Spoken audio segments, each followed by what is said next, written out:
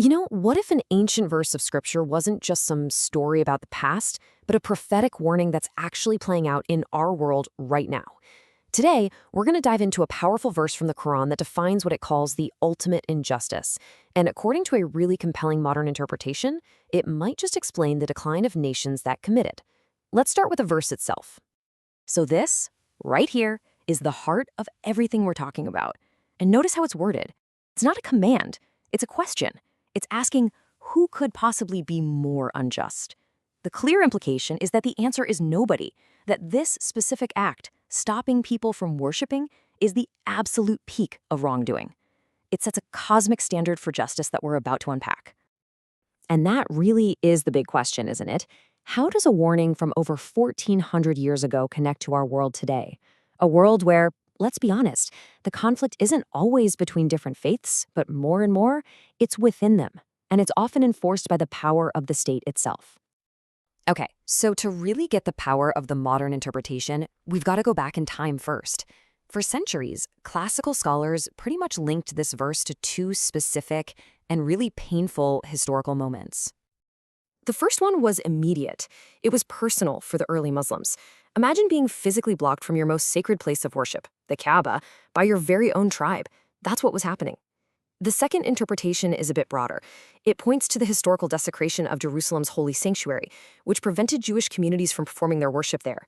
In both cases, the injustice was pretty cut and dry, a powerful group using force to stop others from glorifying God. So what was the price for this ultimate injustice? Well, the verse promises disgrace in this world. And in that classical view, this wasn't some abstract idea. It meant something very real, very physical. Losing a war, being taken captive, or being forced to pay a special tax to the very people you once oppressed. It was a direct consequence for a direct action. But, and this is where things take a really fascinating turn. Fast forward to the 20th century, and a dramatic new way of looking at this verse emerges, one that argues the entire focus has basically flipped on its head. This modern commentary, born from the realities of modern-day persecution, makes a pretty startling claim.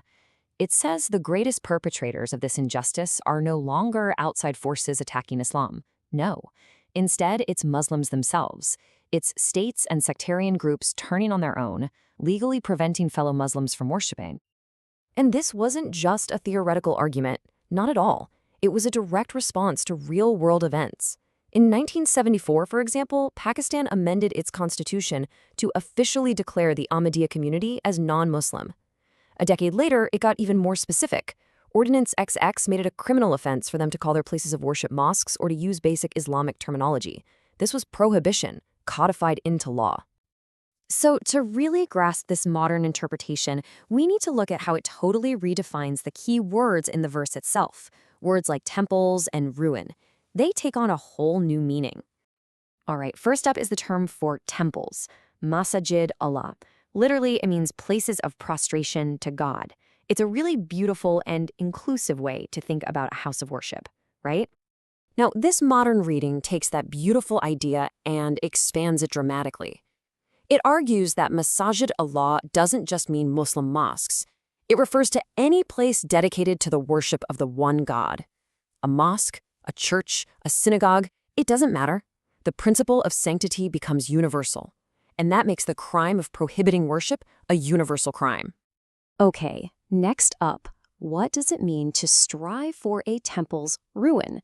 The Arabic word is kharabiha. Are we just talking about knocking down walls with a wrecking ball? And this, for me, is where the modern interpretation gets so powerful. Ruin isn't just physical destruction. It's about functional ruin. When you pass a law that bans a group from calling their place of worship a mosque, you are striving for its ruin. When a pulpit is used to incite hatred instead of to glorify God, you are striving for its ruin. And when you create such an atmosphere of fear that people are afraid to go and pray, you've made that place deserted. You've achieved its ruin without ever touching a single brick. So, if the crime itself can take on a modern form, it just stands to reason that the prophesied punishment, that worldly disgrace, must have a modern form too. The term is khizyun fidunya, and the key part is fidunya, in this world. The punishment isn't something deferred to a future afterlife. The verse promises a visible, tangible humiliation for the persecutors right here and now. This chart here really brings the whole argument together, mapping out how the prophecy is seen to be fulfilled across time. Classically, the perpetrators were outsiders. Today, they're internal actors, the state, sectarian groups.